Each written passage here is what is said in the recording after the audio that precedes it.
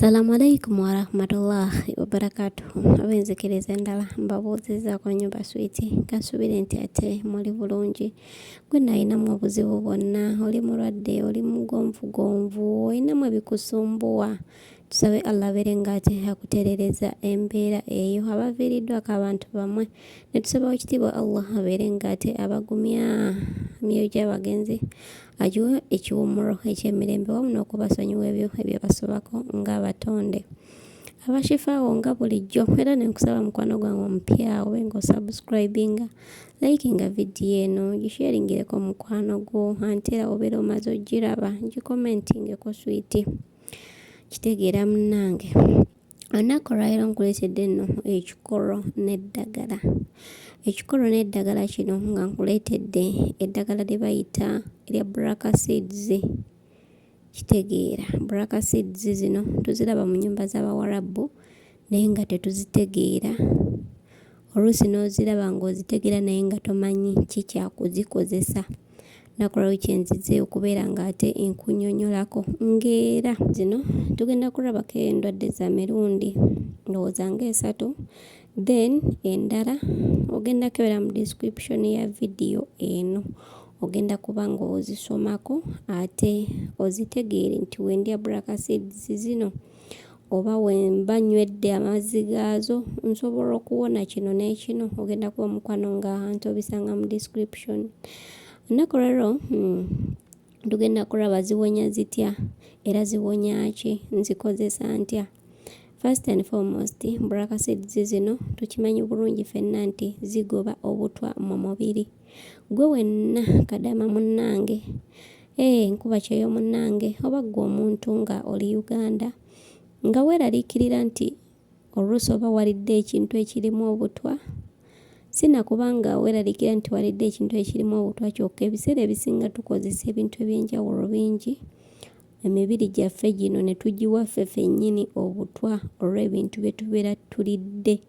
Oluusi esobola okuba emmere nga nnungi naye ng'erina kyesanze mu mubiri, oba emmere eri mu mubiri, oluusi nga we byegattaganya bikola obutwa mu mubiri. Then ekintu ekirala nti w'obeera omulwadde, black seeds zino n'ozikozesa osobola era okuba nga owona omulwadde w'omusujja, then nawe omulwadde wa ssennyiga oba ekifuba. Then tugenda kulaba tuzikozesa tutya okusobola okulaba nga twejjanjaba. Olaba black seeds ezo mukwano gwange bubeera busigo bwa black ng'atabumanyi ndowooza ku screen yaawo obulaba. Obusigo bwo osobola okubukwata n'obumeketa. Sigenda kugamba nti buwooma kuba tewali ddagala liwonya ebiseera ebisinga nga liwooma, naye nga bulina engeri gye bukolamu mu kamwa, naye nga twagala obulamu era oguma n'olira. Ekirungi nti tebukaawa. Then bw'oba tosobola kubugaaya osobola okubublendinga n'oteekamu akabisi k'enjuki, then ne weekolako emikolo. Oba abamu bafumba amazzi then n'ayiwamu obusigo bwo ne bubeeramu okumala essaawa nga 3 n'anywa amazzi ago. Black seeds zino naddala ku kifuba kiba kirungi n'oteekamu akabisi k'enjuki, ekifuba ekyo ne kisobola okubeera ng'ate kikutuka mangu.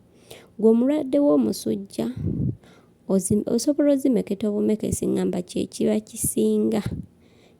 Meketa omire then onywereko amazzi amasaamusaamu. Gwe nno omuntu nga walidde obutwa oba nga weekengera okuba nti walidde obutwa, zimekete. Sometimes abasinga wabanga kituufu butwa batera okusesema oba n'afuna embiro. Ndowooza kye tuyita embiro mukitegeera. Kigambo kinene munyinza obutasobola kukyatula naye nga kyemmanyi nti okitegedde gwe mukwano gwange. W'olaba ekimu ku ebyo awo omanya nti walidde obutwa. Bw'oba tokirabye omanya si butwa naye nga omubiri gwo ogugogodde. Ebiseera ebisinga w'oba nti nno tewalidde bunene obutwa bwa ddala nga tofunye bintu ebyo, ebiseera ebisinga osobola okutuya n'ennyo. buno obutuli bwaffe obuli ku mubiri buno eno buyisa buli kadde kati osobola okufuna entuyonga za kumukumu nga za kumukumu omanya obulwadde buli mu kufuluma mu mubiri gwo. Kitegedde bulungi mukwano gwange.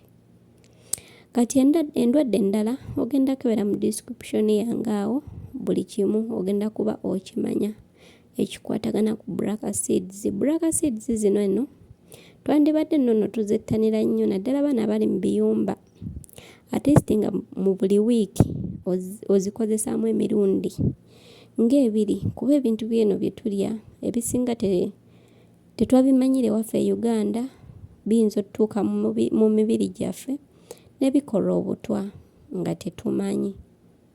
Aye n'abantu be tulimu ebiseera ebisinga nti tetubeesiga nnyo. Kitegeera mukwano gwange. Gezaako okuba nga weekuma mu mbeera eyo ng'ozikozesaako. Kasita ekifaananyi okirabyawo osobola okugenda mu bunzaali bwa mukama we ebiseera ebisinga baziteeka nnyo mu bintu ebyo ebikozesebwa mu kufumba.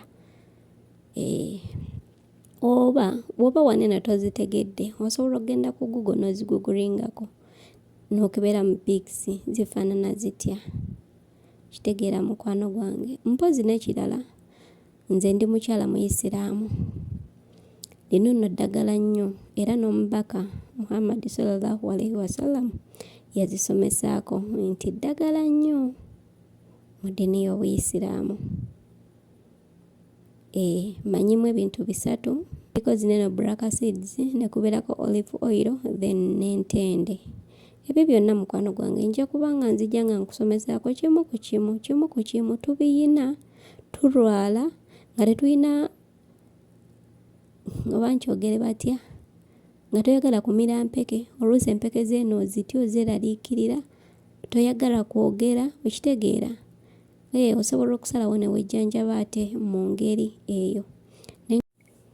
Mpozi mukwano gwange gwe wenna ali eyo tuwa omwana wo tube nga tumukusomeseza ku ssomero lya Big Leach Junior School sangibwa Nsanje awo.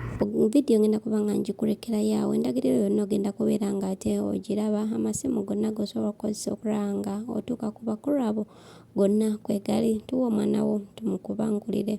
Oyagala omwana wo musiraamu si musiraamu amadiini gonna gye gali ku ssomero eryo ebyemikono gye biri bulungi ebyemizannyo gye biri bulungi olulimi oluzungu buli kimu nkugambye ku Big Leach Junior School bakisomesa ate era nga batandikira ddala okuviira ddala ku nasale mpaka te ku kibiina ekyomusanvu.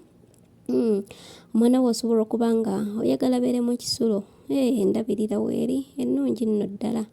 Oyagala beere ng'avadde ne waaba avadde ebikozesebwa ku ssomero mu byendya omwana we aba tajja ate kubeera nga ajula. Nga nkwagala nnyo mukwano gwange nkwagaliza ebisinga obulungi webale kubeera nga ate onfollowinga vidiyo eno gisharingireko mukwano gwo weba ekukoledde weba tekukoledde era gye muweereze ye esobola okumukolera. Nga nkwagala nnyo nkwagaliza ebisinga obulungi. Assalamu alaikum warahmatullahi wabarakatuhu. Big Leach Junior School somererizo okunazaako omuzadde nnako lisangibwa mu ttawuni y'Ensanje litwala abayizi okuva ku nnasale okutuuka ku kibiina ekyomusanvu abawala n'abalenzi abava waka n'abasula ku ssomero mu byenjigiriza tuli wala mu secular ne theology. Kati abayizi baakubangula mu poetry, bakery, tailoring, decoration nga n'ebyemizannyo tubissaako nnyo essira okutumbula ebitono by'abato litudde mu kifo ekigazi ddala era ekitegekeddwa obulungi. Entambula, ebisaawe, swimming pool na buli kalonda yenna abaana gwe beetaaga ali ku ssomero. Omuzadde leeta omwana kubanga abasomesa beebo abagwanidde okubangula omwana w'eggwanga. Okuwandiisa abayizi kugenda mu maaso ku ssomero. Omwana bw'asasula school fees ebisigadde byonna byerabire tewaliwo kyogenda kuddamu kuleeta byonna obisanga ku ssomero.